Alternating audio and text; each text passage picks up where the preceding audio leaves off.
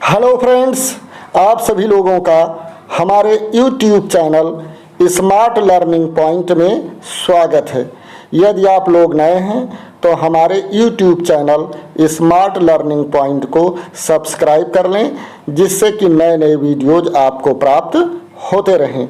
आजकल अरब इजराइल युद्ध, Hamas Israel युद्ध चल रहा है। इसके बारे में भी जानकारी देना मैंने बहुत ही महत्वपूर्ण समझा आप लोगों को, जिससे कि आप लोगों का हमास और इजराइल युद्ध के बारे में भी कॉन्सेप्ट क्लियर हो जाएं।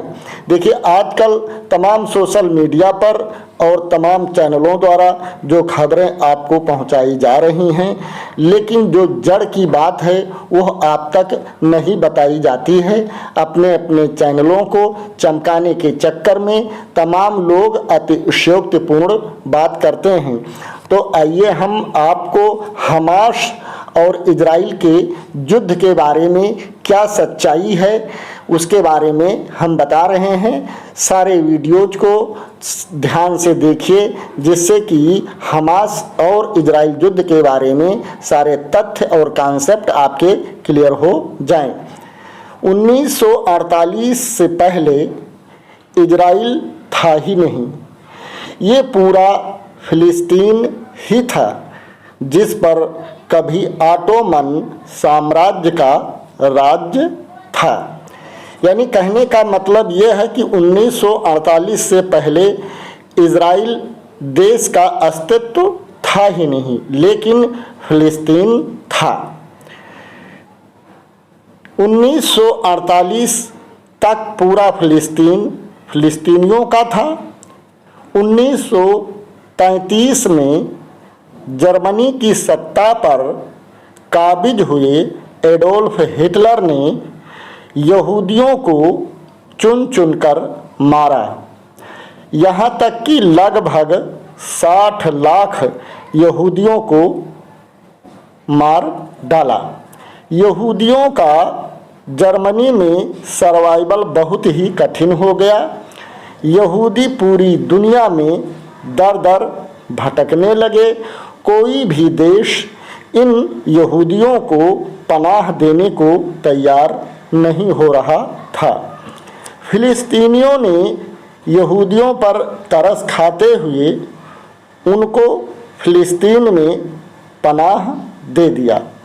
धीरे धीरे यहूदियों ने फिलिस्तीन में पैर पसारना शुरू कर दिया और बलपूर्वक फिलिस्तीन के अधिकांश भूभाग अर्थात ज़मीन पर कब्जा करके फिलिस्तीनियों का ही जीना दूभर कर दिया।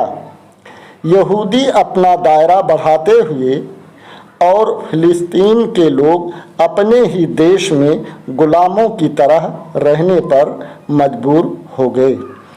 इस तरह फिलिस्तीनियों की प्रभुसत्ता व अधिकांश ज़मीनों पर यहूदियों ने बलपूर्वक कब्जा कर लिया। अब आप लोग खुद सोचिए कि यदि किसी परेशान व्यक्ति को आप अपने घर में शरण दे दें और धीरे धीरे वो आपके घर पर कब्जा कर ले, तो आप चुपचाप बैठ जाएंगे? हमारे देश के माननीय पूर्व प्रधानमंत्री श्री अटल बिहारी वाजपेयी जी का यह स्पष्ट रूप से मानना था कि फिलिस्तीनियों को प्रभुसत्ता और आज़ादी मिलनी चाहिए। वास्तव में जब किसी को न्याय सीधे मार्ग से नहीं मिलता है तो वह टेढ़े मेढ़े रास्ते को अपनाता है। हमास द्वारा इजरायलियों पर जो हिंसात्मक कार्यवाही की गई उसे भी उचित नहीं ठहराया जा सकता और प्रतिक्रिया में इजराइल द्वारा जो अमानवीय कार्यवाही फिलिस्तीन में की जा रही है उसे भी उचित और न्यायसंगत नहीं कहा जा सकता है। हमास और इजराइल का युद्ध तृतीय विश्व युद्ध की ओर बढ़ रहा है। जैसा कि आप सभी लोग जानते हैं कि द्वितीय विश्व युद्ध की शुरुआत जो हुई थी वो जर्मनी ने पोलैंड पर आक्रमण 1939 में करके की थी, क्योंकि पोलैंड ने उसे ड्यूजिंग का बंदरगाह तथा पूर्वी पोलिश गलियारा के लिए मार्ग देने से मना कर दिया था। इधर इटली ने अबिसिनिया अपने अधिकार में कर लिया था और जापान ने चीन पर हमला कर दिया था। फिर इन तीनों ने एक संधि कर ली जो एक्सिस धुरी शक्ति कहलाने लगी। पोलैंड की सहायता के लिए ब्रिटेन, फ्रांस, अमेरिका तथा रूस आ गए, जो मित्र राष्ट्र या एलायड कहलाए। अब देखिए, इस तरीके से जो हमास और इजराइल युद्ध शुरू हुआ है, इसमें भी तृतीय युद्ध होने की आशंका है, जिसमें एक तरफ ब्रिटेन होगा, फ्रांस होगा, अमेरिका होगा तथा रूस इस समय विरुद्ध में होगा, जिसमें अरब राष्ट्र भी आ सकते हैं, जो 22 राष्ट्र हैं। द्वितीय विश्व युद्ध के क्या परिणाम हुए? इस युद्ध में अनेक लड़ाइयाँ हुई और करोड़ों व्यक्ति मारे गए, घायल हुए तथा बंदी एवं शरणार्थी बनाए गए। अनेक बच्चे अनाथ हो गए और तमाम महिलाएं हजारों में विधवा हो गईं। जर्मनी के 2 टुकड़े हुए तथा बर्लिन को भी बांट दिया गया।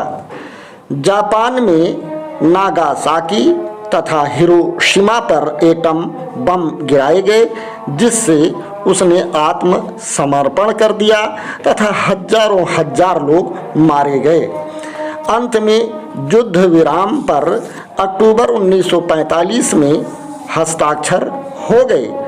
विश्व में शांति की स्थापना के उद्देश्य से 24 अक्टूबर 1945 को सैन फ्रांसिस्को में संयुक्त राष्ट्र संघ की स्थापना हुई। जैसा कि आप सभी लोग जानते हैं, संयुक्त राष्ट्र संघ की स्थापना इसलिए हुई थी कि तृतीय विश्व युद्ध न हो जाए, ताकि दुनिया में तमाम जन और धन की हानि हो। देखिए, हमास और इजराइल युद्ध में तमाम देश अपनी अपनी राजनीतिक रोटियां सेक रहे हैं। यदि उन लोगों की नेक नीति हो तो अरब, इजराइल तथा तमाम शक्तिशाली देश आपस में बैठ कर के इन लोगों के बीच में समझौता करा सकते हैं, जो न्याय संगत हो, सर्वमान्य हो तथा मानवता के हित में हो। यदि ये वीडियो आप लोगों को पसंद आया हो तो लाइक करना और शेयर करना ना भूलें।